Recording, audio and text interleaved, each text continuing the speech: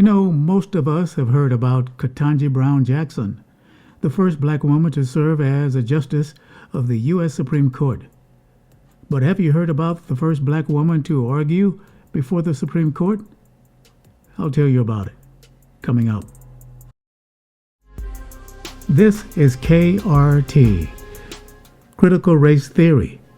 It's not the one they teach in law school, but the one banned in public schools. Today, it's the first black woman to argue before the U.S. Supreme Court. Violette Neatley Anderson was a trailblazing lawyer who made history as the first African-American woman to practice law at the United States Supreme Court in 1926. She was born in London, England in 1882 to a German mother and a West Indian father. She moved to Chicago with her family as a child. She graduated from North Division High School in 1899. Then she attended Chicago Seminar of Sciences from 1912 to 1915. Her interest in law began when she worked as a court reporter from 1905 to 1920.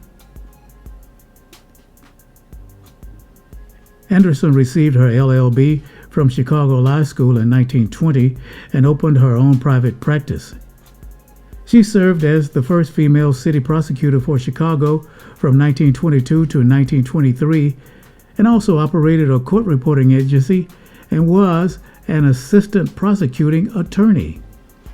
In addition to being the first black woman to graduate from law school in Illinois, Anderson was also the first African-American woman admitted to practice by examination by the State Bar of Examiners. I think that means she passed the bar. She was the first African-American woman admitted to the United States District Court, Eastern Division of Illinois, and the first African-American vice president of the Cook County Bar Association from 1920 to 1926.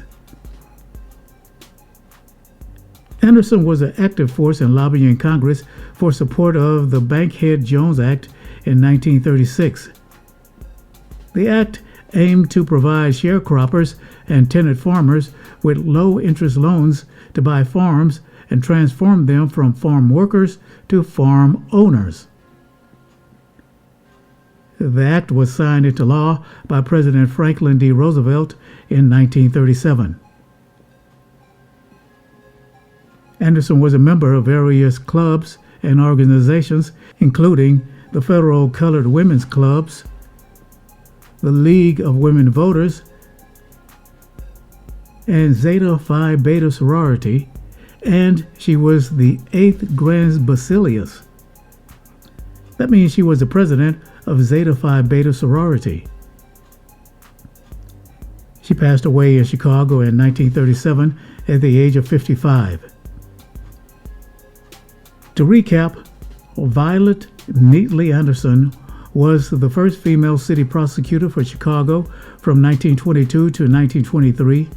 She also operated a court reporting agency as an assistant prosecuting attorney and became vice president of the Cook County Bar Association from 1920 to 1926.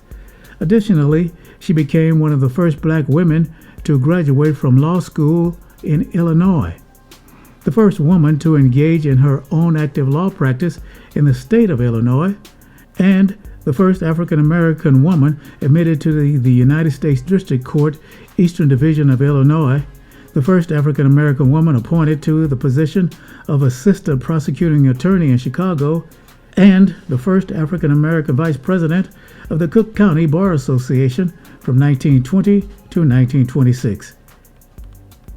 And